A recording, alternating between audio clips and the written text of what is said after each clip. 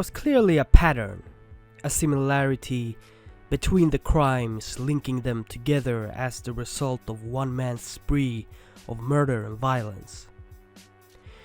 It was the Yorkshire Ripper that spread terror among the citizens of Northern England between 1975 and 1980. 13 dead and 7 wounded, changed forever. His crimes reminded the British citizens of the dreaded Jack the Ripper who had preyed on the working girls of London in the late 1800s. Just like old Jack, the Yorkshire Ripper killed his victims and mutilated their bodies. But let's go back to the beginning. Let's examine the life and crimes of Peter Sutcliffe. Peter's upbringing wasn't too dissimilar from others of his ilk. He was born on June 2nd, 1946, a shy and frail boy. He wouldn't participate in sports and games the other boys played. He would rather be with his caring mother, something his father, more of a man's man kind of guy, disapproved of. His youth was riddled with bullying and a feeling of not fitting into the micro-society the kids around him kept alive. But as he reached his teens, he made more of an effort to gain his father's approval. As Sutcliffe grew into adulthood, he began working at the mill his father worked at, although he didn't last longer than a few weeks. Eventually though, young Sutcliffe found a job he felt suited for. That job was being a gravedigger at the Bingley Cemetery. When Sutcliffe was 20 years old, he met Sonia, a Czech immigrant he fell in love with. The two became a couple much to the dismay of Sonia's parents, although Sutcliffe's parents weren't dismayed at all. They had been fearing for a while that Peter Sutcliffe was gay, as he had shown zero interest in other girls. Sutcliffe was fired from the cemetery in 1972, and in 1974 he finally married Sonia. By that point in his life he had found another steady job, working the night shift at Anderton International. The crimes of Peter Sutcliffe, also known as the Yorkshire Ripper, had not yet officially begun. There was a stressor in his life that would trigger his outburst of mayhem. But if we rewind a little bit back to 1969, we can see the traces of the man Sutcliffe would eventually become. Sutcliffe liked to brag about his exploits with prostitutes, and even told a friend of his about an incident that occurred in 1969. In '69, Peter Sutcliffe assaulted one of the prostitutes he was with. He had put a rock inside a sock and swung it into her head. She was dazed by the sudden attack, but managed to see Sutcliffe's license plate. She reported the incident, and when police visited Sutcliffe the following day, he told them that all he had done was slap her. The woman didn't take matters any further, so the man, who would years later become one of the most infamous serial killers in British history, was let go with a warning. There may very well be more incidents like this. Incidents that Sutcliffe didn't tell anyone about. 6 months after marrying Sonia in early 1975, the couple received horrible news. After a series of miscarriages, they now found out that Sonia would indeed never be able to bear a child. It's not a coincidence that just a couple months after this, Sutcliffe committed his first Ripper attack.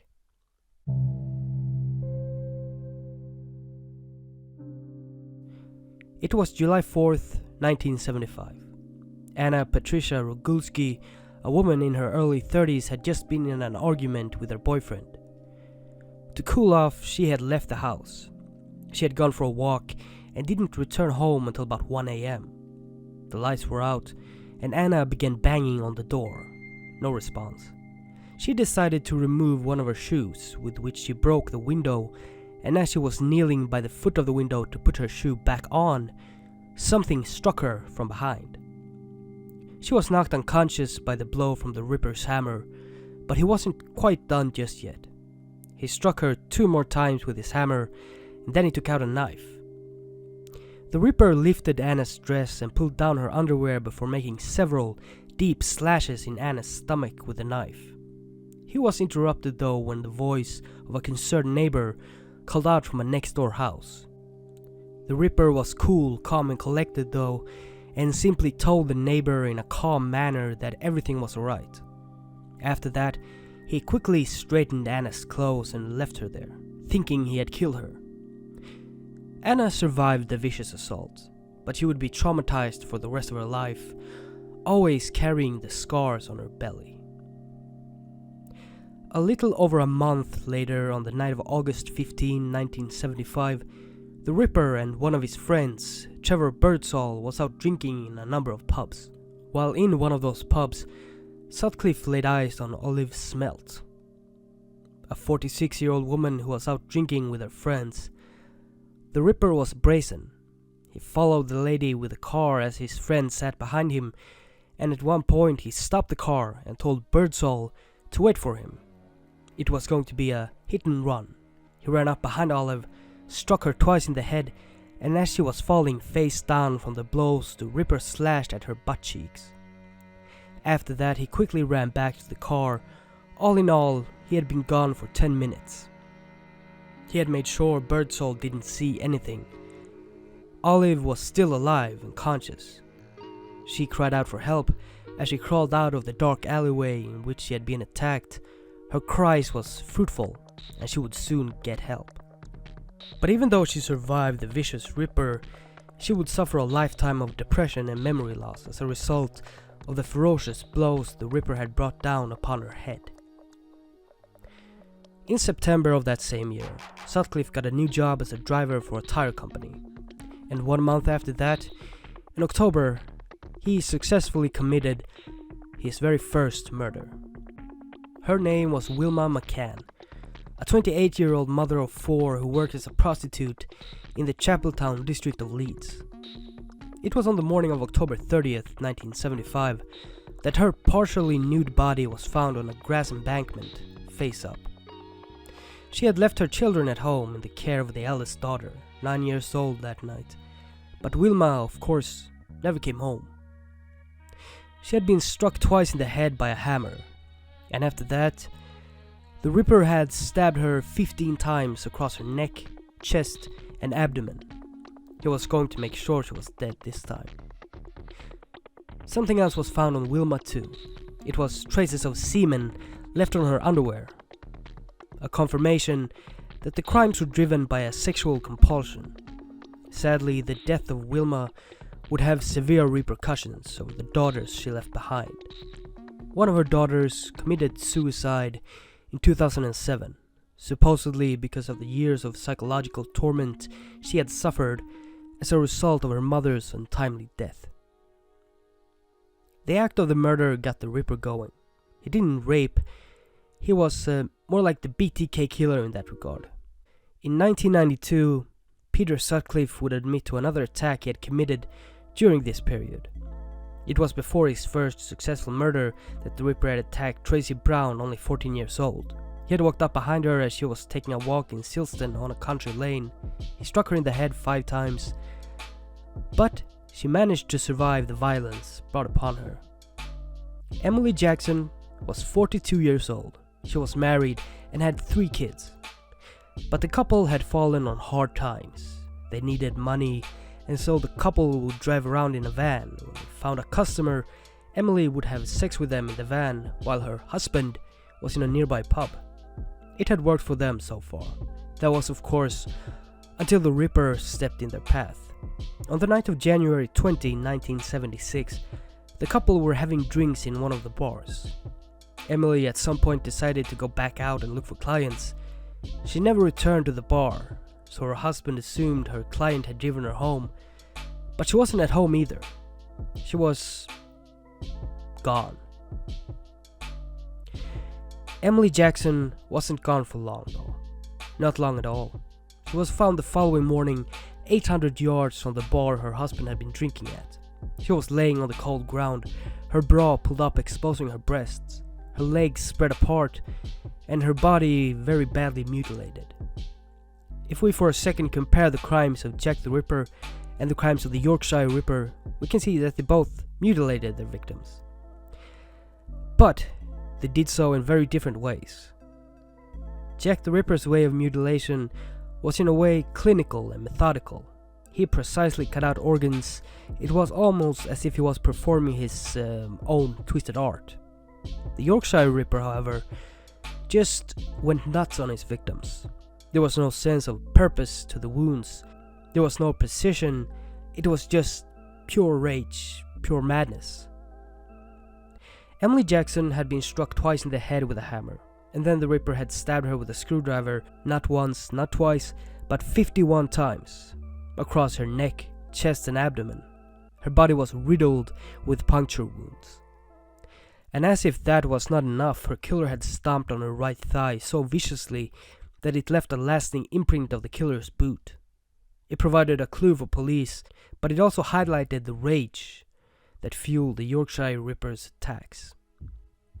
A few months had passed since the brutal murder of Emily Jackson. It was now May 9th of 1976. Marcella Claxton was a 20-year-old prostitute, and on that night she was making her way home from a party. That's when a man stopped to offer her a ride. Once inside the car, he offered her £5 for sex. Marcella agreed, and the man told her to get out of the car and undress. She did as he said, but told him that she had to pee first. She crouched behind a tree to take care of her business, and that's when she noticed the man had followed her. He was now standing beside her, and before she could react, he struck her in the head. She was dazed, and he struck her again.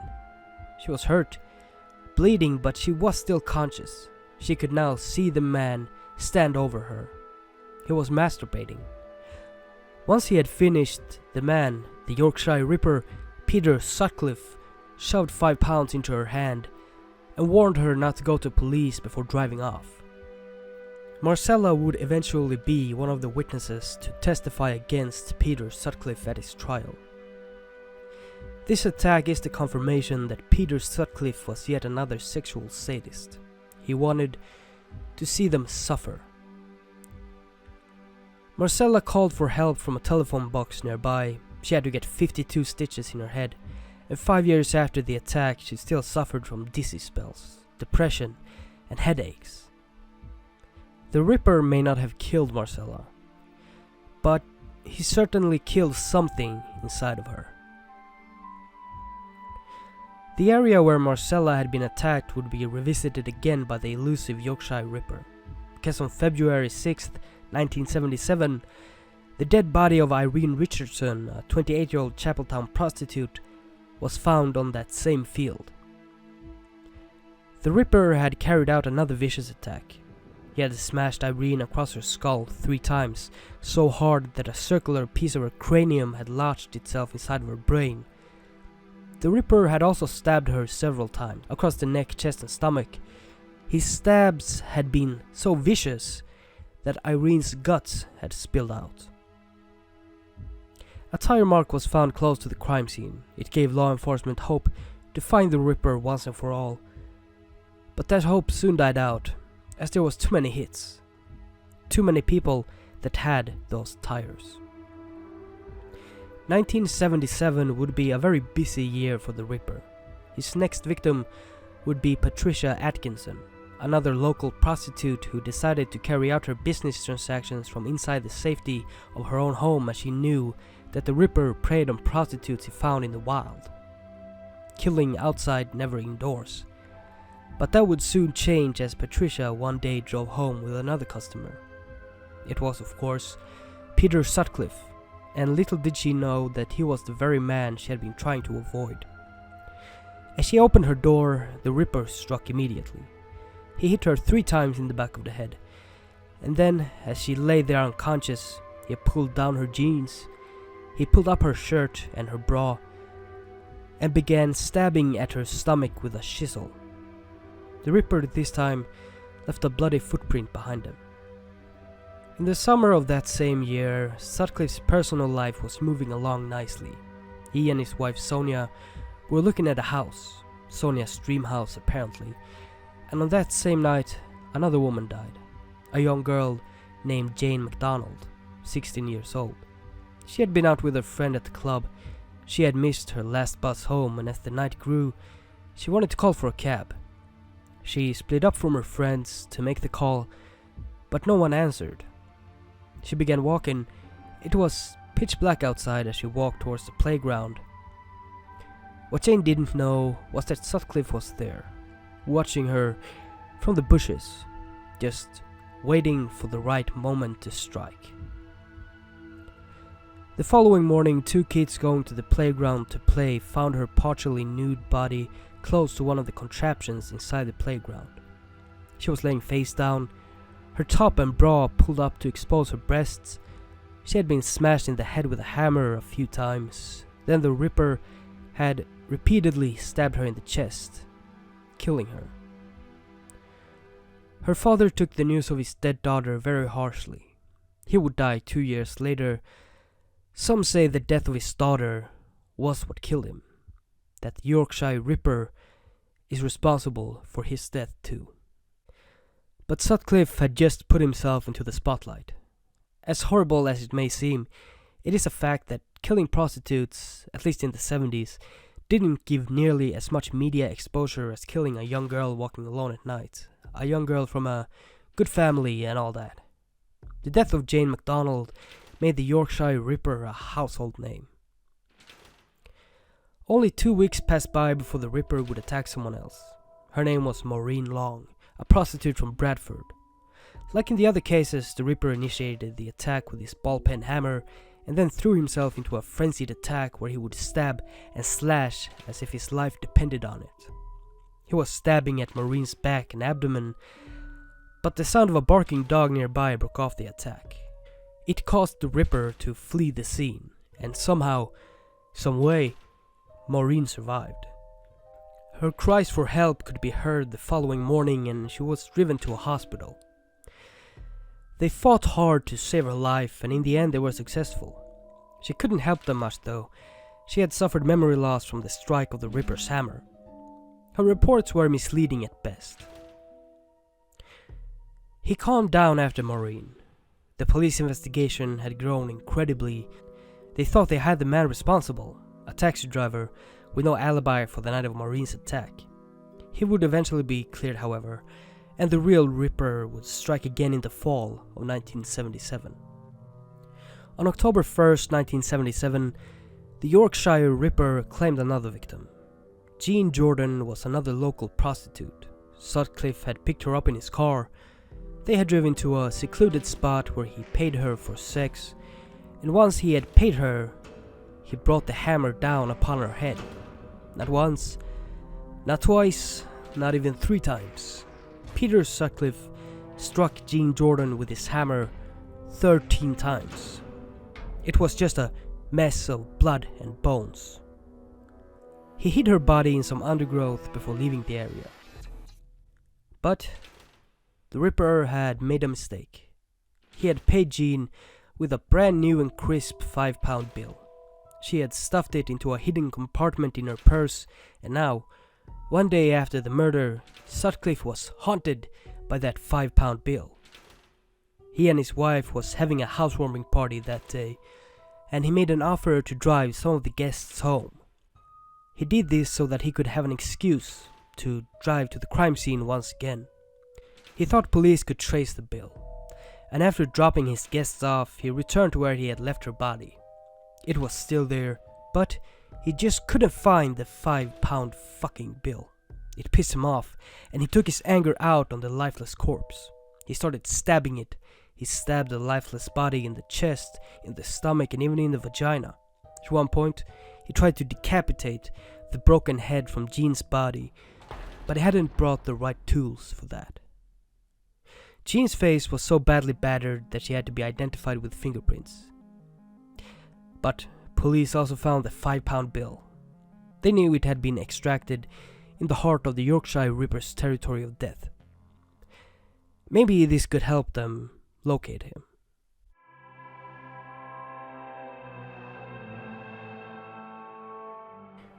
"5,000 men were interviewed after the discovery of the £5 bill. One of those interviewed was Peter Sutcliffe. But he gave police no reason to suspect him at that point, and his wife corroborated his alibi, the police was still looking for the Yorkshire Ripper. They all knew it wasn't a matter of if he would strike again, it was a matter of when. The Yorkshire had sent a strong message without even knowing it. It was clear that he wouldn't stop. He could not turn back. He had stepped over the line, and while some killers manage to step back into their regular life, sometimes even getting away with their crimes, there are those killers that just can't stop. Ed Kemper is a good example. Ed Kemper knew he couldn't stop. He knew he was done after killing his mother, but he had the self-awareness to turn himself in. Why?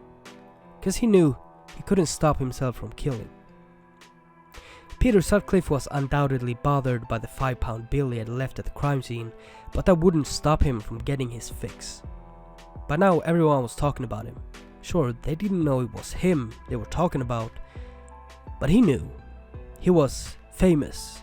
He alone had the entire district at his mercy. At least he thought so. The Ripper had one last victim in December of 1977.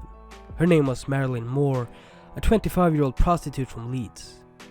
Marilyn Moore was walking home from a local pub on December 14th. On her way, she saw a stranger leaning against his car. The stranger initiated a conversation with Marilyn. He asked her if she was doing business. She said yes, and the two went off to find a vacant lot. But as he had now done so many times, the Ripper waited until he was behind Marilyn and struck her hard in the back of her head with his hammer. Marilyn helplessly fell to her knees and began screaming out in pain and for help, but all she got was another thwack in the back of the head, and then a third. But as it turns out, her yelling may have saved her life, as a dog began barking in the distance. The Ripper was careful. He quickly broke off his attack and fled the scene. Marilyn had to undergo an operation, but eventually she made it. She survived and offered the best description of the Yorkshire Ripper so far. A detailed description of the man who was known as the Yorkshire Ripper. But despite this newfound breakthrough in the investigation, it would take a while before Peter Sutcliffe would get caught. There was a lot of victims between Marilyn and his last.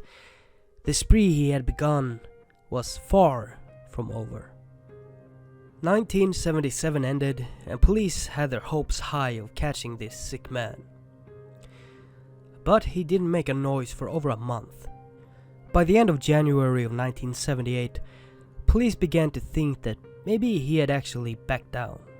Maybe he had at least temporarily stepped back behind the line. But there was something they were not aware of yet. The Ripper had killed someone on January 21st, another local prostitute by the name of Yvonne Pearson. The thing about Yvonne though was that her severely mutilated and degraded corpse wouldn't be found until March. Yvonne was 21 when she died. She had been stuffed beneath a discarded sofa. Another victim of the hammer. Only 10 days later, on January 31st, the Ripper claimed another.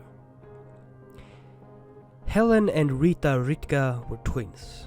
They were both 18 and they both worked as prostitutes. They had set up a system to protect each other on the streets, for the streets could be very rough. The system worked like this. They would not spend more than 20 minutes with one client. If one of them was done before the other, they had a designated spot where one would wait for the other. That way, if they were gone too long, something was up. It had worked well for them until that night. Helen was the unlucky one. She had arrived at the designated spot 5 minutes before her twin sister. But rather than wait as they had promised, she went with another client. That client, of course, being the Yorkshire Ripper, Peter Sutcliffe. The Ripper drove to a local timber yard and told Helen to get into the back seat of the car. She went to do so, and as she did, she saw a hammer swing by her head. He had missed, and Helen quickly began to scream out for help, but just as she did, The next attempt came and it hit her right in the back of her skull, causing her to fall to the ground, collapsing in unconsciousness. The Ripper realized something though.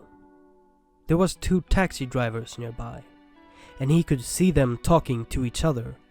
And if he could see them, it meant that they could see him too. He acted quickly. He struck Helen in the back of the head one more time, then he dragged her into a blind spot, where they couldn't be seen. Once there, as Helen began to come back from her unconscious state, still dazed and shocked, the Ripper planted his palm firmly against her mouth as he laid on top of her. And then he raped her. After some time, the taxi drivers left the area and Sutcliffe went to pick his hammer back up. As he did, the wounded and frightened Helen made one last desperate attempt to flee. It wouldn't help though. As Sutcliffe caught up with her, he bludgeoned her across the skull and then stabbed her 2 times, piercing her heart and her lung. Helen Ritka's battered corpse was discovered by police dogs on February 3rd, 1978. The fame, or rather the infamy, of the murders caused a frenzy among the population. Letters came in, one in particular on March 10, the writer claiming to be the Yorkshire Ripper. And the writer claiming to be the Yorkshire Ripper didn't mention the murder of Yvonne Pearson in the letter at all. He mentioned a bunch of other ones, so if this truly was him, he would have known that he murdered Yvonne. He would have been the only one to know. He was just another hoaxer, trying to make the Yorkshire Ripper into a Jack the Ripper of the 20th century. In truth, Jack and Peter Sutcliffe only had 3 things in common. They were both serial killers, they both preyed on prostitutes, and they both have the word Ripper in their nicknames.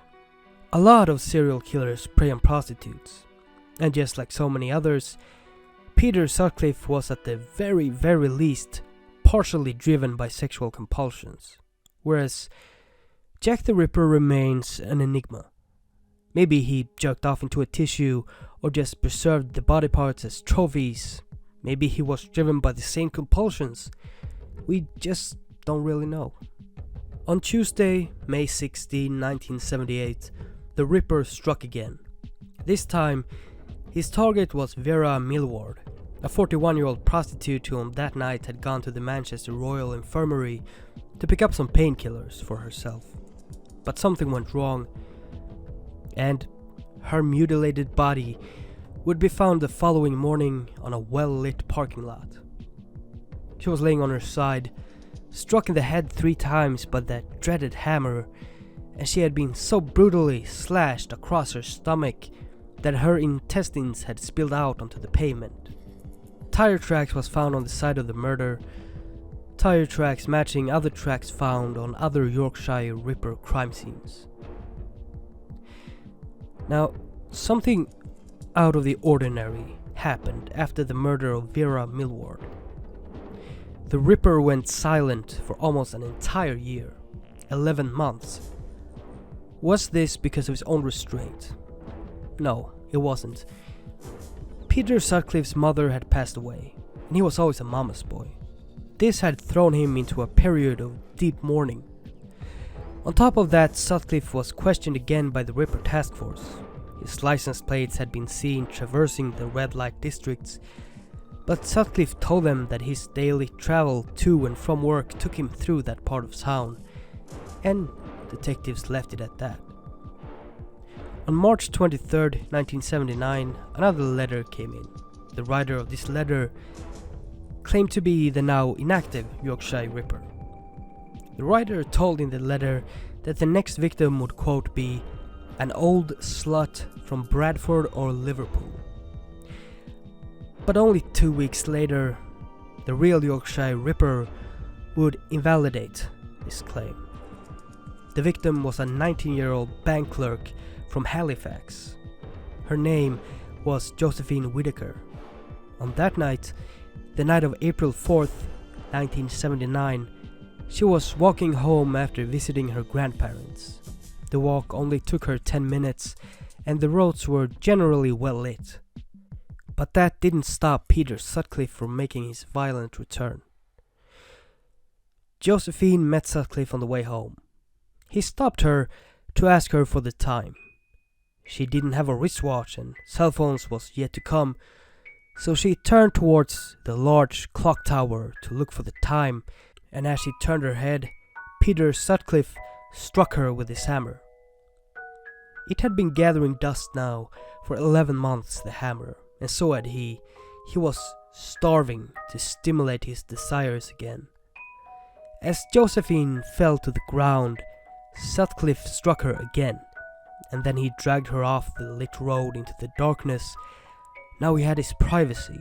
Now he had his fun. 25 stab wounds was found on Josephine's body. He had gone berserk. Stabbed her across her breasts, her stomach, her thighs, and he had stabbed her in the vagina. Sutcliffe had acted out genital mutilation before. Remember? It was during a time of frustration, when he couldn't find the £5 bill on his victim. It was like a way of letting out the anger for him, the frustrations. And I think that 11 months without an outlet to act out on made him more dangerous. It made him compulsive, explosive, and hungry for another fix. To make matters even more tragic, the following morning, as Josephine's brother was out on his paper route, he saw a huddle of police officers standing around something laying on the ground, under cover of the curious public eyes. But he knew it was a body. He could tell, and as he looked, he saw a shoe beside the now covered corpse. He knew it was his sister's shoe. Meanwhile, police were going in the wrong direction with their investigation. Cassette tapes had been sent in from the man who had written the letters claiming to be the Ripper. The man on the tape had a Geordie accent. Peter Sutcliffe did not have a Geordie accent. They had also found traces of oil on Josephine Whittaker's body, something that also led them in the wrong direction. All of these mistakes enabled Sutcliffe to carry on his violent spree of death and destruction, and he would strike again, this time on September 1st. The summer had passed without an incident, but he was back for the new season. Barbara Janine Leach, a student at Bradford University, was out having drinks with a group of friends in a pub. That's where Sutcliffe spotted her. He saw her, and he patiently waited. The bar closed at 11 p.m, and to Sutcliffe's dismay, Barbara stayed with her friends to help the owner clean up. They didn't leave until around 12:45 a.m, but Sutcliffe could be patient when he wanted to. He was waiting in his car and began stalking them as they left the pub. As the group turned around a corner, Barbara said that she needed to clear her head, and she abandoned the group, although she did ask a friend to come with her, but he chose not to. Sutcliffe saw his opportunity now. He drove past Barbara, who was walking on the street, stopped his car ahead of her, armed himself and got out. He waited in the shadows, knowing she would soon walk by him. As she passed by, Sutcliffe swiftly stepped out of the shadows and struck Barbara in the back of her head. It was an instant death. She never saw it coming, and after the fatal blow, Sutcliffe dragged her into the darkness, stabbed her 8 times, and hid her body under a carpet. A police search began the following morning. The murder of Barbara caused another outcry among the population, because this confirmed their deepest fears, that you didn't have to be a prostitute to be a victim of the Ripper. No one was safe from his wrath. By early 1980, Sutcliffe had undergone a lot of interviews with police. He was one among many, of course, but it got so ridiculous that his colleagues at work began jokingly referring to him as the Ripper.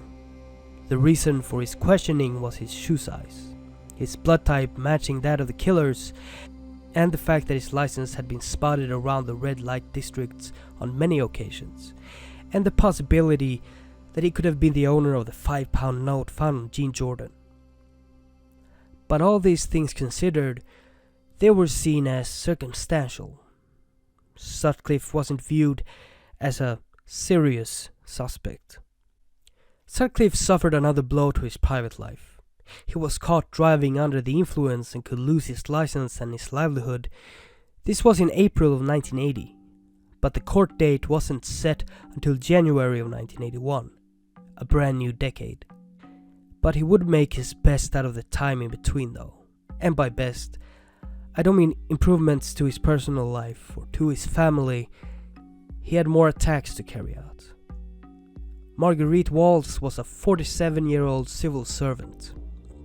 And on the night of August 20th, 1980, Marguerite had been working a late night shift and was clearing her desk before going on her long-awaited and needed holiday. She left the building at 10:30 p.m.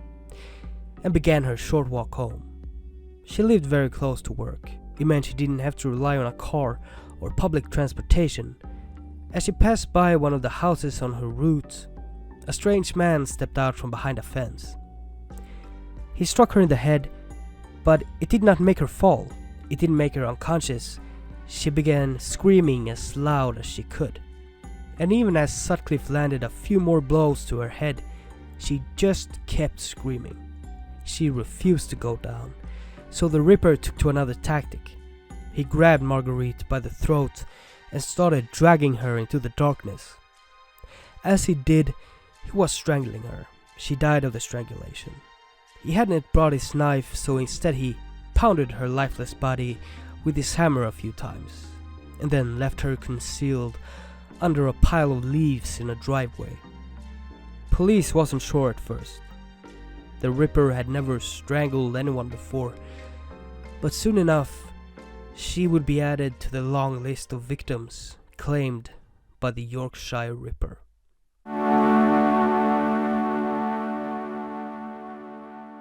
Dr. Upadhyaya Bandara, 34 years old, was visiting Leeds in September of 1980. She was there for a World Health Organization scholarship. She had traveled all the way from her home country of Singapore.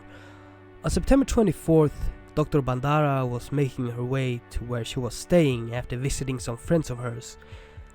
But before she knew it, she was falling towards the ground. Someone had pushed her. It was of course the Ripper. He struck her in the head with his hammer as she was falling. And as he prepared to murder and mutilate another victim, he started to hear something. It was footsteps. They were coming from nearby. Sutcliffe quickly broke off his attack on Dr. Bandara. She survived the Yorkshire Ripper, the man responsible for 12 murders. She gave a description that fit the one they had previously gotten of the Ripper, but for some reason they did not initially link this attack on Dr. Bandara with the Yorkshire Ripper. But in time, they certainly would. On November 5th, 1980, Teresa Sykes, 16 years old, was attacked outside her home. She was living with her boyfriend, Jimmy Fury, and her newborn 3-month-old son. She had been to a local pub that night. She had almost made it home when Peter Sutcliffe rushed out from the shadows, wielding his ball-pen hammer. She was struck in the skull 3 times. But just like Dr. Bandara, she would survive the Ripper. It just so happened that her boyfriend Jimmy was looking out for her in one of the upstairs windows, and he saw the whole thing.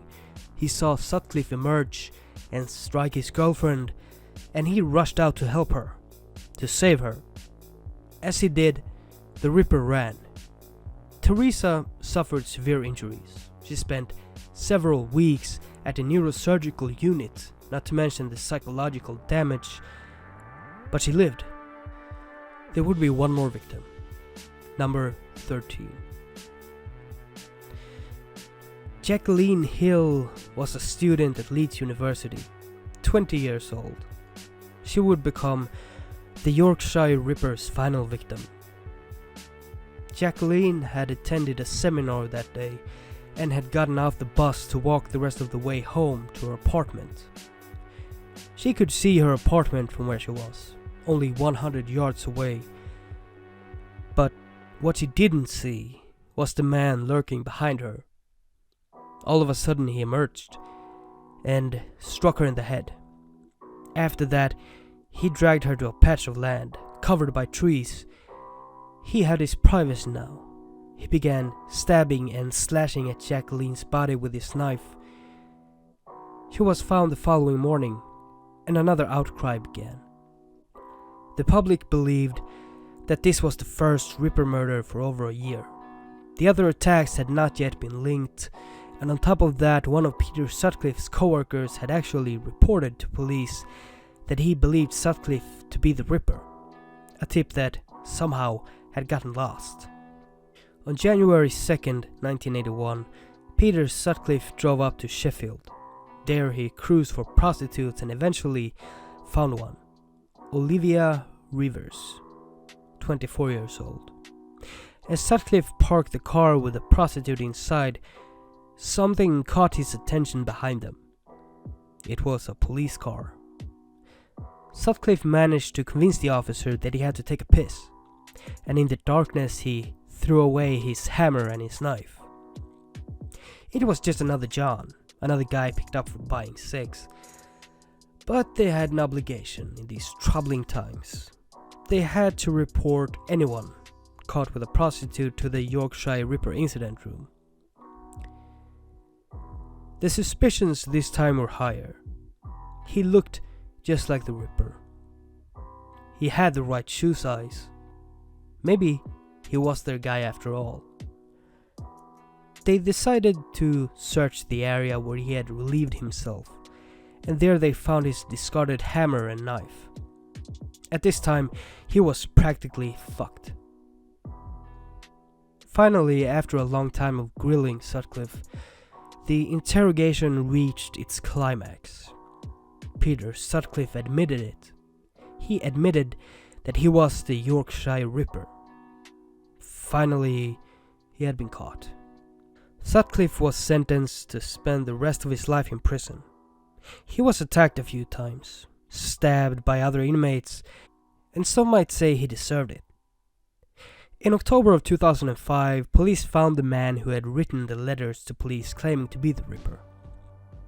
He was a drunk, unemployed, miserable man, and for his desire to spread his misery and slow down the investigation, he received 8 years in prison. But Sutcliffe is still inside. He's still mentioned in the news now and then, like when he got caught for playing GTA 5 in prison, and that last tidbit there came from a guy named Joe. Give Joe a thumbs up in the comments, please. The Yorkshire Ripper had his reign of terror. It made him a household name in England. He got away with so much, but in the end he got caught. He got caught because he couldn't stop his spree. Why do you think Jack the Ripper got away with it? Sure, he had some luck on his side. Some bad calls on the police department's side, but he knew when to stop. He came, he spread his terror, and then he disappeared again. The Zodiac Killer did the same thing. So did the Golden State Killer, although modern technologies caught up with him. Peter Sutcliffe really isn't that special. He was driven by his sexual compulsions like so many others. The thing that makes Sutcliffe stand out is the sheer number of victims he laid to waste over half a decade. At the end of the day, he is just another one of these sick fucks I have been covering for a year and a half now. I apologize for how late this video is. It was supposed to be a holiday special, and I guess it still can be. Whatever special it is a special episode. It's one of the big ones, and to be honest, I did not expect it to be big. But here we are, and more videos are coming. I won't underestimate a future project again. After all, every other special I've done has arrived on time, and there will be more of them coming too. So, see you soon.